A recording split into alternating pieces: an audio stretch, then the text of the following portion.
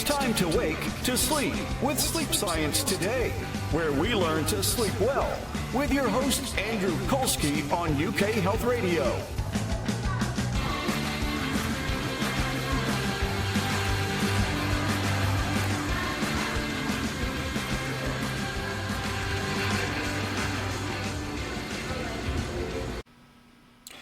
Welcome back to Sleep Science Today for another episode on sleep and the science behind sleep. I'm your host, Andrew Kolsky, and we have a special guest today. His name is Zander Keg. Zander's going to share his experience with sleep work and a couple other surprises. So, Zander, welcome to the show. Thank you so much, Andrew. It's great to be here. We're glad to have you here. So you practice as, or you are licensed as a mental health counselor, basically, right? A social worker. And I know that you and I together, we originally met because we both do some sleep work. So I figured this would be a great opportunity to learn from you about your experiences working with clients with sleep issues, how you got into it, what it's like, all the background deals. So I want to open it up to you to first introduce yourself to us, tell us more about your background, and tell us how you got into working with sleep clients. Absolutely. Well, I am a licensed clinical social worker. I live in Orlando, Florida. I originally grew up in Los Angeles. I served in the U.S. Coast Guard. I was in law enforcement for a while. I've done a lot of different things, so it's been a lot of fun. I've been to school a few times and have a few degrees, including my Master's of Social Work. And I found myself learning about sleep, I guess you would say that, like learning about the significance or the importance of sleep when I was in my Master's of Social Work program starting in 2010. And as a first-year social work intern working at a crisis counseling center, I was doing what was called biopsychosocials, meaning I was sitting down with individuals one-on-one and I was asking them a series of questions that had to do with their upbringing and their education, their diet, their income, their health, and sleep was a category on the biopsychosocial assessment. And so we would ask questions like, how many hours of sleep are you getting per night? We might even ask something more pointed like, how many hours of sleep did you get last night? And is that usual? Because, you know, there's always going to be differences in the amount of sleep we get on a given day. And then, right, so that was my basic understanding of it's important, we should get that information. It has a lot to do with maybe how a person's experiencing their circumstances in their life, regardless of things like income or education level. And then in my second year as a Master of Social Work student, I was in a residential psychiatric setting. And that's when I was given like sort of the next level of awareness of sleep. And so, for example, when somebody is having a manic episode, right, meaning that they have a lot of energy and are either sleeping very little or in some cases not at all for like a few days in a row, it makes us go out of our minds, basically. We lose track of reality. And so one of the things that they would do is when these individuals were brought into the hospital involuntarily because they were perceived of or as a danger to themselves or others, they would be brought in and they would be given a cocktail of medications. And oftentimes what that would do is it would knock them out for like 48 hours, 72 hours to give them an opportunity for their brains to, calm down, for their bodies to calm down, for them to get not necessarily sleep because they were somewhat sedated, but at least they were not up and running around and out of their mind and hallucinating visually or auditorily. And so I was like, oh, wow, sleep really does have such an important impact on our well-being that if for some reason we're not getting good sleep and we have, for example, a diagnosis of bipolar disorder and we're not getting a good night's sleep, it could manifest in a manic episode if we go too long without a good night's sleep, right? And then it just gets worse and worse and worse, for a lack of a better way of saying it. So that was kind of my grounding in sleep is really important to our overall well-being, and sleep is directly connected to our mental health. Right. Yeah, that's that's so important because, you and I were talking about this before we started recording the show, and, not too long ago, in the not too distant, history, sleep was seen as just sleep. You sleep or you don't sleep. It really wasn't tied to health. It wasn't tied to how it works or why it works or what it does or anything. And now today, with all the research that's been done since the 70s, basically, we've learned so much. And then that leads to the fact that, it really does impact your mental health, your physical health. It's a part of our system. It's not just a thing that happens. And, so when you saw people that you were working with who weren't getting good sleep, and then maybe you saw people who were getting good sleep, what was the difference? Did anybody report anything to you? Tell us your experiences with those. Well, I'll say at first, I spent most of my social work career as a clinical case manager, so I had to do these biopsychosocials with everybody I ever worked with. And they were primarily people that were chronically homeless, that had substance abuse disorders. And as you might imagine, these individuals were not getting good sleep, right? Right. For a number of reasons or a number of factors. And so it wasn't like I was working on getting a good night's sleep for somebody who was sleeping outdoors, because there were a lot of safety factors. So sleep was something that I was paying attention to, but it wasn't the primary component of the work that I was doing with them. It wasn't until years later, when I was working in a community mental health clinic with veterans and their family members, that I noticed I had a caseload of about 15 patients at that time. And I said to my supervisor in the clinic, I'm like, they all have sleep problems. I wouldn't have said they had insomnia. I didn't have the ability to diagnose that, but there was definitely a lot of sleep disruptions and dysregulated sleep, as we might say. Mm-hmm. And my supervisor, who was CBT insomnia trained, I was just CBT, right, cognitive behavioral therapy trained, she handed me over a bunch of materials and she said, read up on this, watch some videos. And I said, I'm going to start talking about sleep. More specifically, like I was going to focus on sleep. And I did that with every single patient I was working with for about 2 or 3 weeks, and noticed that as they started to make changes, right, like sleep hygiene, right, they were implementing that, and other things they were implementing into their day-to-day life, what started to happen was whatever conflicts they were dealing with, whatever stressors that were going on in their life that was causing dysfunction for them at home or at work, those stressors and conflicts didn't go away. But because they were starting to get a better night's sleep on a regular basis, their ability to withstand, right, to tolerate, to navigate those stressors and conflicts, that's what improved. And then their symptoms, right, their anxiety symptoms, their depression symptoms, all the other symptoms they were experiencing, those started to decline. Mm-hmm. Right? They didn't disappear, but they did decline. They weren't causing as much disruption, as much dysfunction.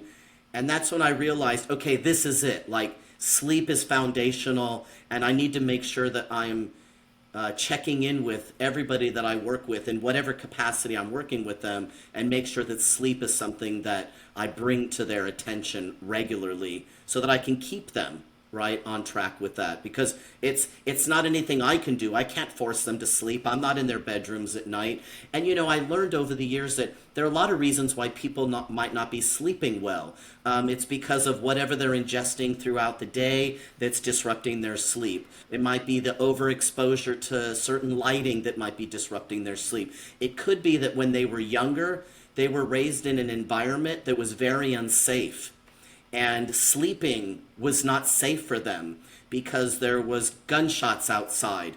People were coming into their bedrooms at night that shouldn't be. And so they developed a fear around being asleep.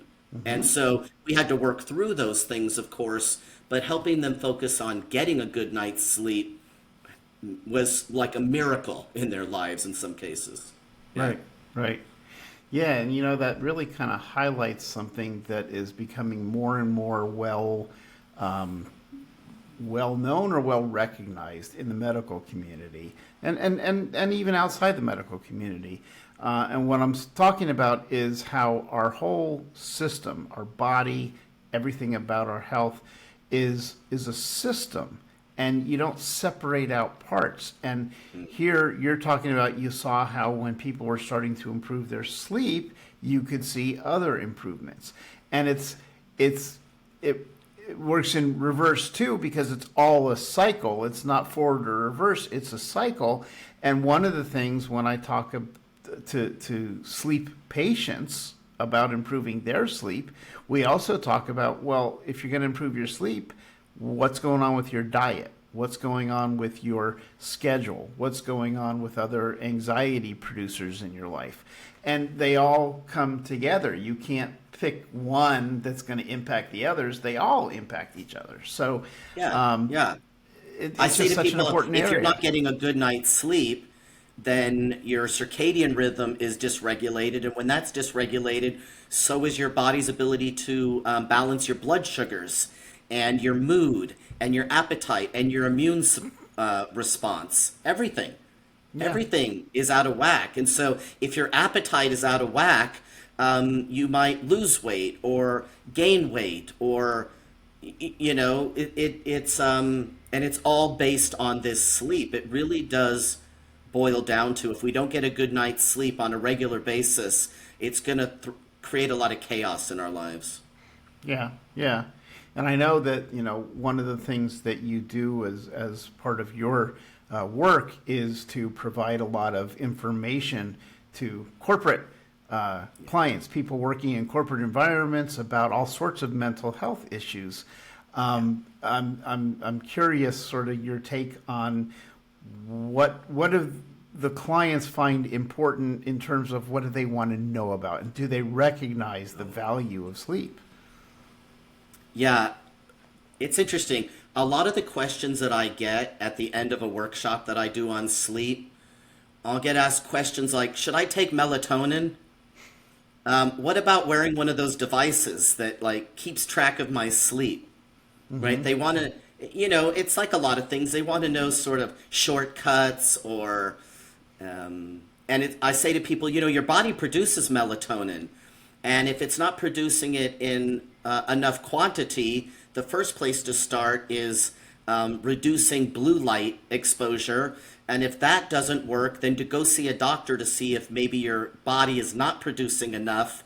But you have to give it the opportunity to produce, right? And so as the day gets later and later, our bodies, right, are hardwired to begin, pushing melatonin into our bodies as the lights get dimmer, because our bodies are still thinking that we're in a time when we don't have a lot of artificial lights. We still just have candlelight and moonlight and starlight, and it's like, oh no, like we have all these types of lights now, and some of them really do disrupt our body's ability to produce and distribute melatonin.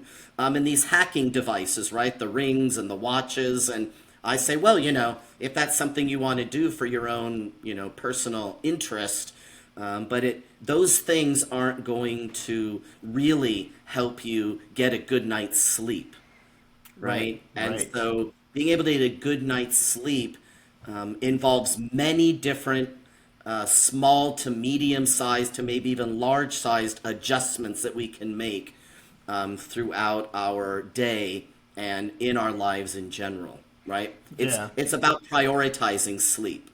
It has to become a priority.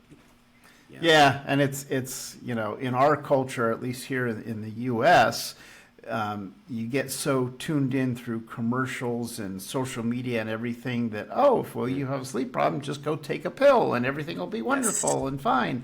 And the problem is that you alluded to it before, which was, certain sleeping pills may sedate you, but they don't cause you to sleep, which means you're missing out on the deep sleep, which is the area where your body and your brain actually repair. So, they're not sleeping pills, they're sedating pills, and they're only meant for short-term purposes. So that's a whole other topic we could do a whole show about. But we're at a point where I need to take a break. We'll come right back and we'll pick up from there. So hang on to that thought. We'll be right back. You're watching Sleep Science Today. If you enjoy our show, please help support us by pressing the like button, subscribe to our channel, and hit that notification bell. It'll really help us get seen, and it'll help you stay informed. Okay, welcome back to Sleep Science Today. We were just talking about medications and pills for sleep. Zander, I cut you off. I'm like, oh no, what was I going to say? I totally forgot. I mean, it's just interesting to think about. People will say, oh yeah, now I remember. People will say things like, I'll sleep when I'm dead, right? That's kind of a common thing people will say. Or, well, I'll just catch up on my sleep on the weekends. And so when I do my sleep workshops, I teach them about sleep debt and how, unlike financial debt, which you can pay off, you cannot pay off sleep debt.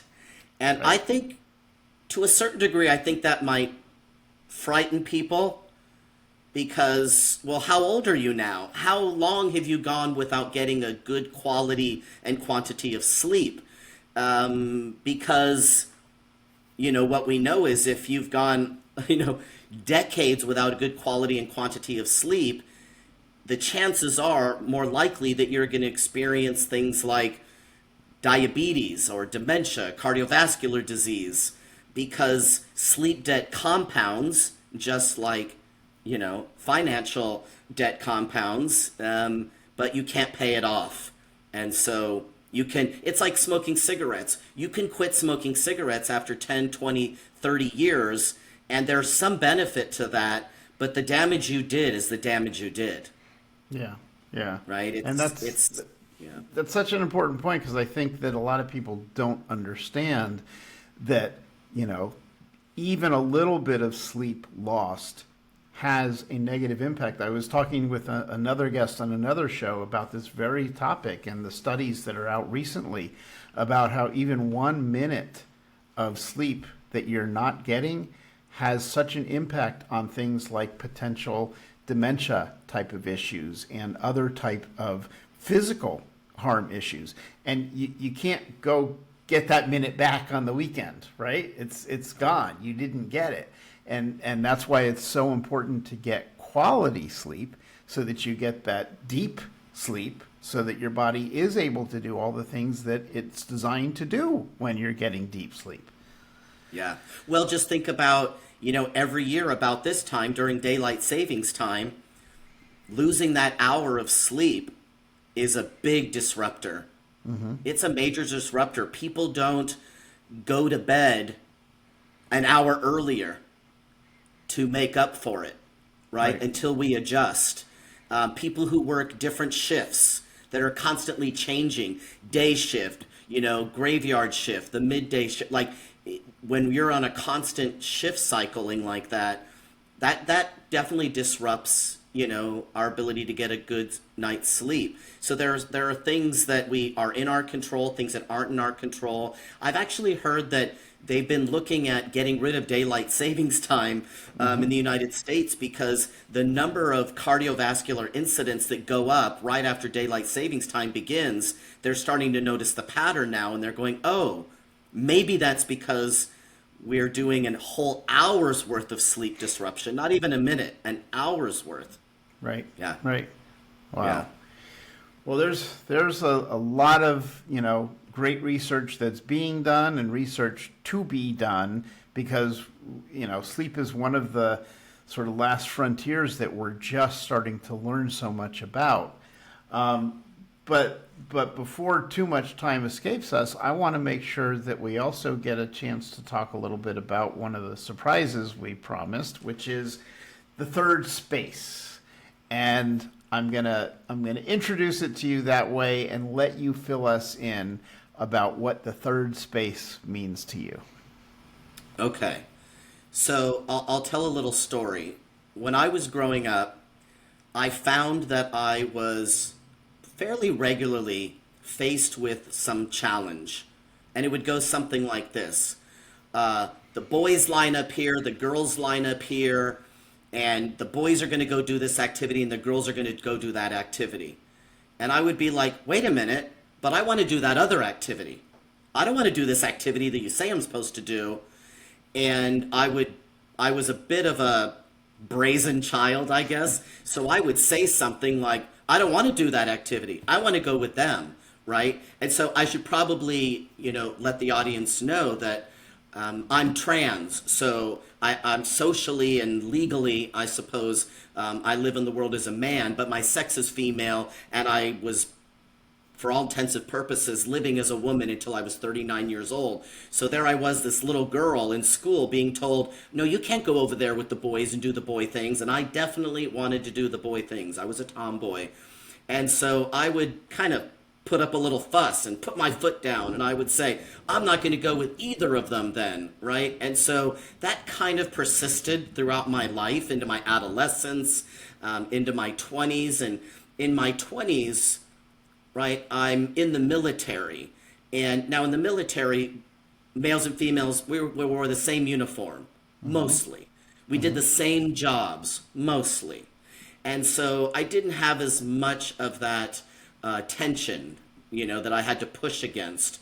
Then when I was back out in the civilian world and I was in different spaces, I would find the same thing, like, oh, we're going to divide the room into male and female, and the men are going to go here and the women are going to go there, and they're going to have these conversations.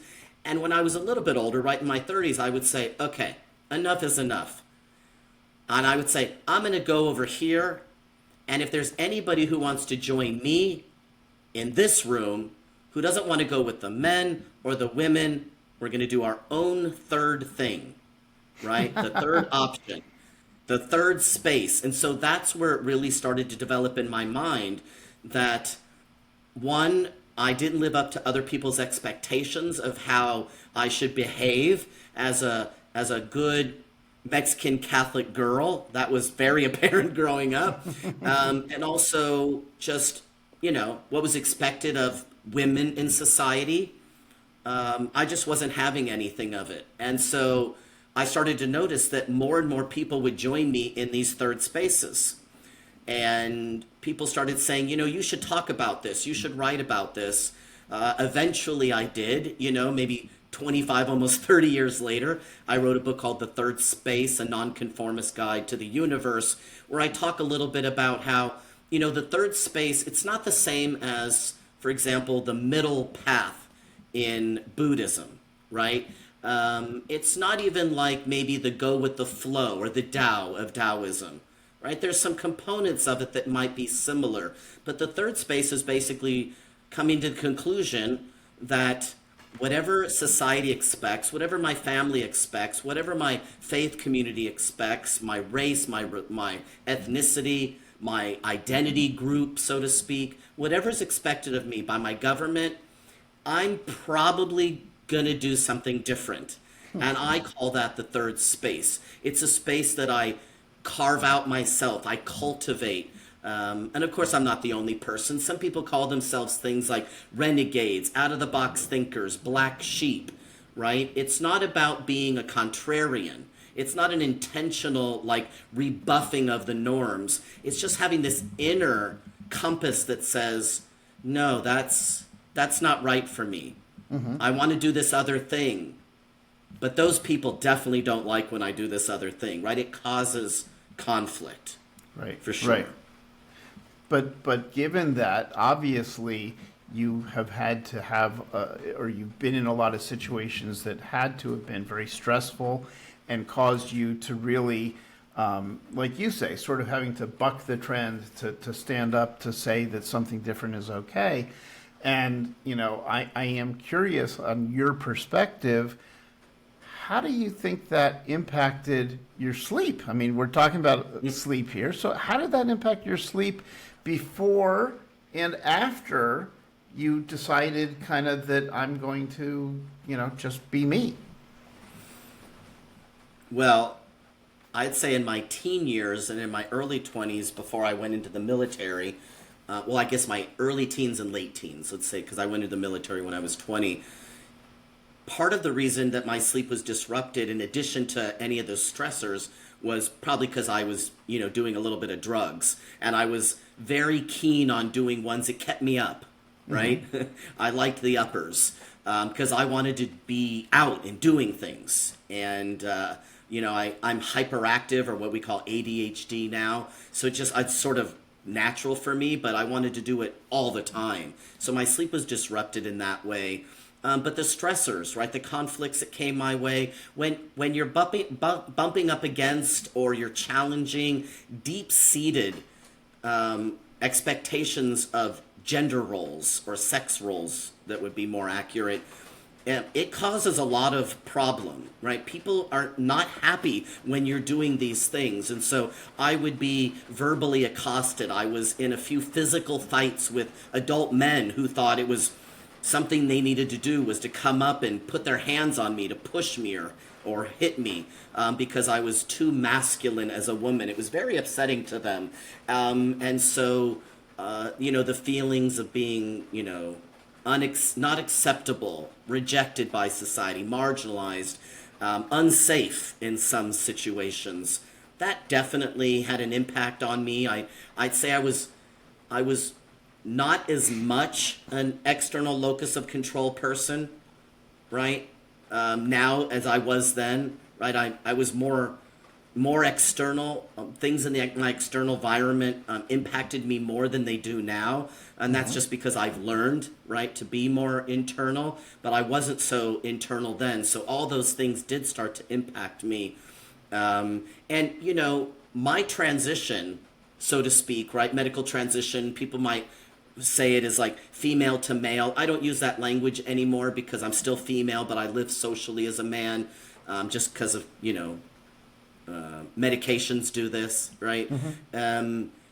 My transition, like the way that I live as a trans person, is in and of itself a third space, because I never felt like I was born in the wrong body. I never felt like I was going to kill myself if I didn't transition.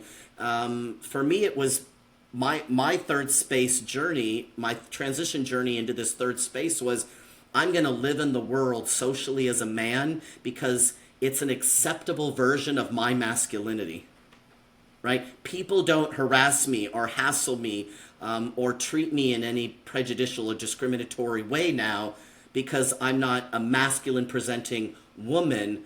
I'm just a standard, average masculine man, but I'm still female, right? But I don't get the same attention. And so because I don't get that same attention, that has reduced my stressors and the conflicts that I encounter. And therefore I've also learned as a clinician that I need to be paying attention to sleep. And so these things created like a confluence of me being able to get a better night's sleep and have a much better life as a result. Wonderful, wonderful. I'm glad that you're at that point where you are being able to get good, comfortable, restful sleep and have a healthy life because of that. Now, we are at a point where I need to take another commercial break, but when we come back, we're going to talk about something else that you do as well. So hang on, we'll be back on Sleep Science Today. You're watching Sleep Science Today. If you enjoy our show, please help support us by pressing the like button, subscribe to our channel, and hit that notification bell. It'll really help us get seen, and it'll help you stay informed. All right, welcome back to Sleep Science Today. I'm your host, Andrew Kolsky. We are talking with Zander Keg, and Zander has one other trick up his sleeve here that we wanted to talk about today. And I'm going to let you tell it.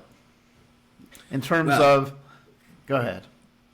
Well, so your show, I call them podcasts, but radio show, is on the UK Health Radio Network, I also have a show on the UK Health Radio Network. It's called The Umbrella Hour. I have a co-host, Dr. An Goldbauer. We're both trans men. We both live in Florida. An is a sexologist and a nurse. I'm a licensed clinical social worker, and we interview LGBT people to just find out more about their lives. And it's focused on health in a really general way, a holistic way. Physical health, emotional health, mental health, financial health, spiritual health, social health, right? All the different ways that we might consider that. And so sleep is integral to all of those things, as it's integral to everything else. We are in our third year now of the Umbrella Hour, and so we've just had a really great time interviewing people. We do on average about 32 to 35 episodes per year, so we have a lot of episodes that are already out, and it's been a lot of fun. I love being part of this like conglomerate of different shows. There's somewhere between 40 and 50 different shows on the UK Health Radio Network, so it's a wonderful group of people. And it's been a lot of fun. Great. So tell us a little bit about, how did you and An meet, and how did you decide that a radio show was something that, was viable? Give us the backstory. Absolutely. So I was a guest on one of the network's shows focused on caregiving. It was during the time when my father was still alive, and I was his sole family caregiver for last 5 years of his life. And so I was interviewed on the show, and I came to the attention of the host of that show because I co-founded with another social worker who's a family caregiver the LGBTQ Caregiver Center, which is a virtual online hub for resources and research. And so he learned about the LGBTQ Caregiver Center. He learned about me. He invited me onto the show. And then I believe it was one of the founders, Johan, who was asking other show hosts, right, do you know anybody who might be a good host for another show, specifically one that's talking about transgender health? And so I was recommended or referred over to Johan, and we spoke, and he said, I definitely would like you to do a show. And then once I learned all of the ins and outs of how to do a show, right, not just hosting, but also editing and all of these things, I thought, okay, this is not my skill set. I need to find somebody else to do the show. And so I knew An, who's a documentarian on top of being a sexologist and a nurse. And we met when we were both living in Jacksonville, Florida. Neither one of us do now, but when we were both living there, we met. And I said, oh, a documentarian. They'll know, An will know how to edit, a radio show. And so I said, hey, An, you want to do this show? And he was like, absolutely. So for like 2 episodes, An did it on his own. And then I was a guest on the Umbrella Hour. And then he reached out to me and said, hey, you want to co-host? And here we are. I do all of the finding for the most part, like 99% of the time, I find the guests and I wrangle the guests. I get all of their information. I get their photos. I schedule the podcast. An does all of the technical stuff, right? The recording and the editing and uploading it to, the portfolio so that it's accessible by the network individuals who take it from there. So we've worked really well as a team together. And thankfully, right? Because otherwise I wouldn't have been able to do it. And so I'm so glad that I handed it over and then he invited me back to co-host. Wonderful. Wow, that's a great story as to how that all got started. So clearly, if you've been doing this for a while, you have to have some particular shows or stories that stand out. You care to share some of the ones that must, really kind of be present in your mind?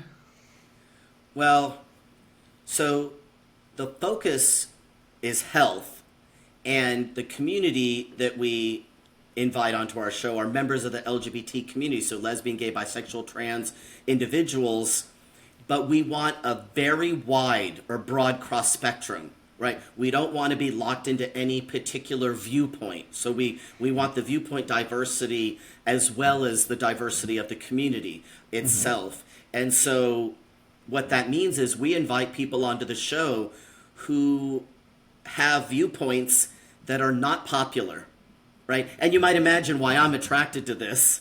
Whether I agree with them or not, I'm Right. attracted to, this person is saying something that is completely different than what some other people are saying who tend to have the focal, point on social media or on the news or on television, in the movies, right? We get one perspective primarily from those vantage points. Well, what are some of the other perspectives?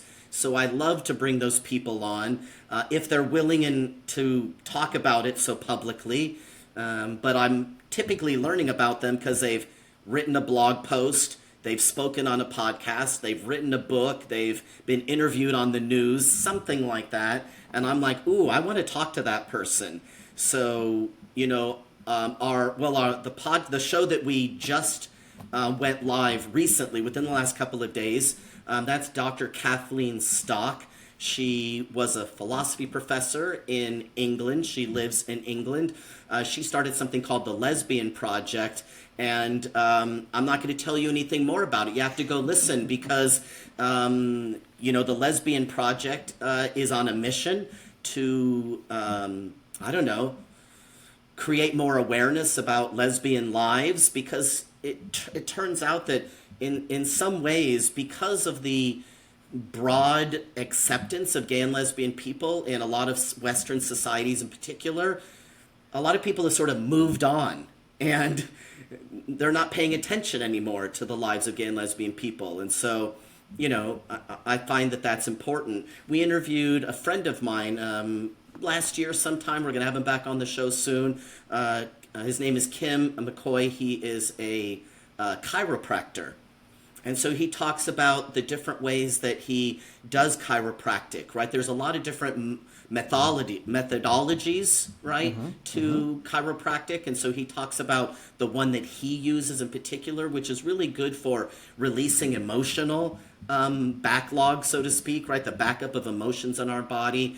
And so that's really fascinating. And I really was interested in learning about that. And so we had him on the show. Right now, we've had over 100 people, I think, on the show at this point, or close to that. So those are the two that are popping into my mind.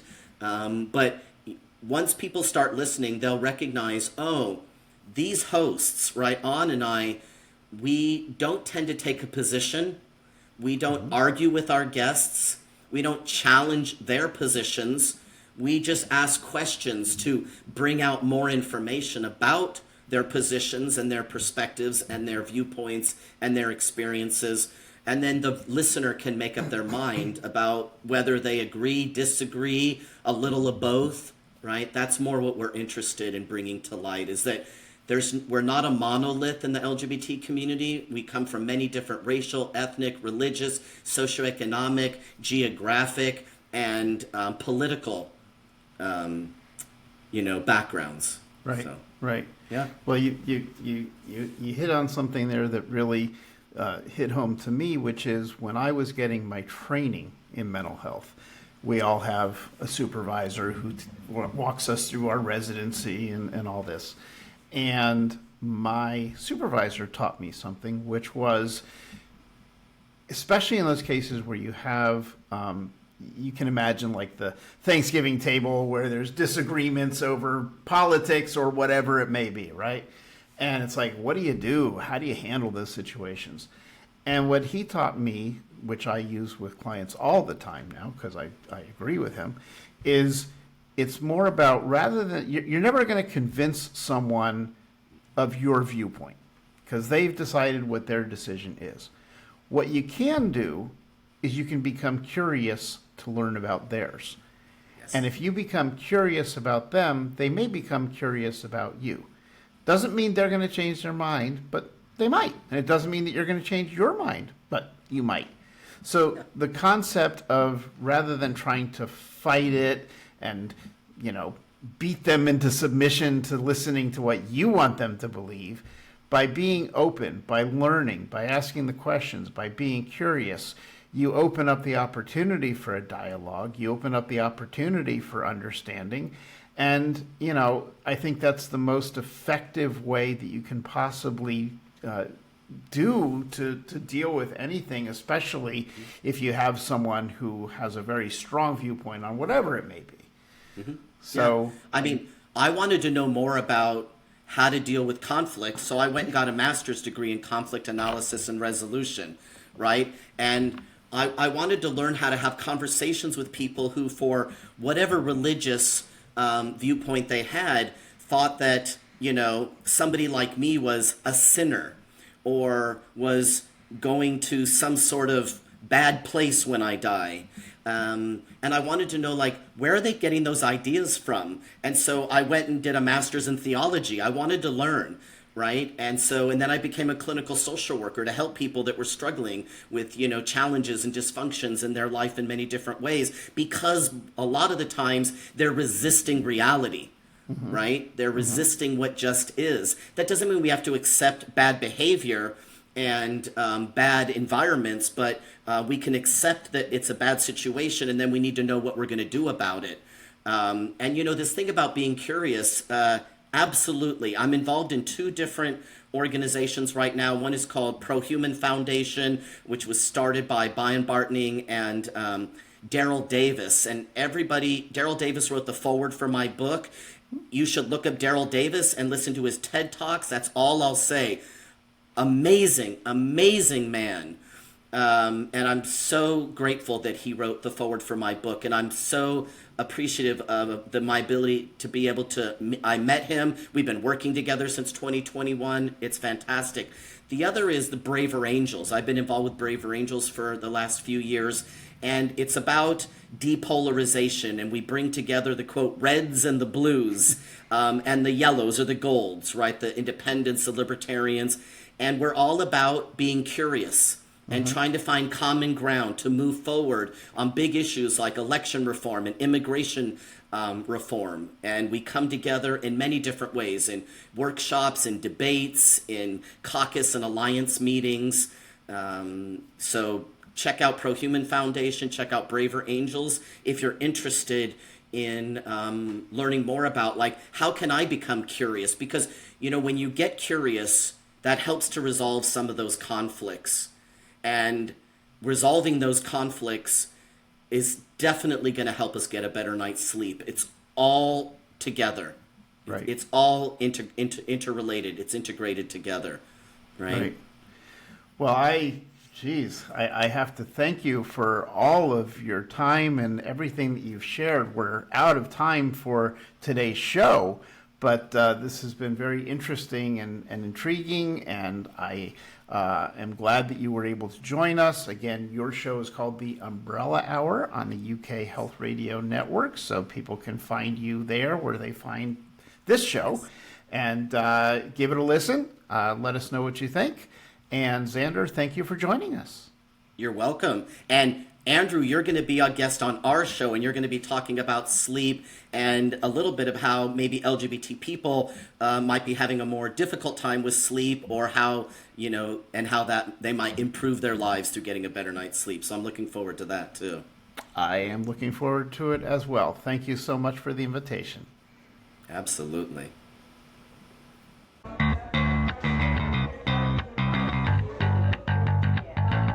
Thank you for listening to Sleep Science Today and learning how to sleep better with your host, Andrew Kolsky, on UK Health Radio. For more information on how you can achieve better sleep, go to sleepsciencetoday.com. Remember, sleep science today and sleep better tonight.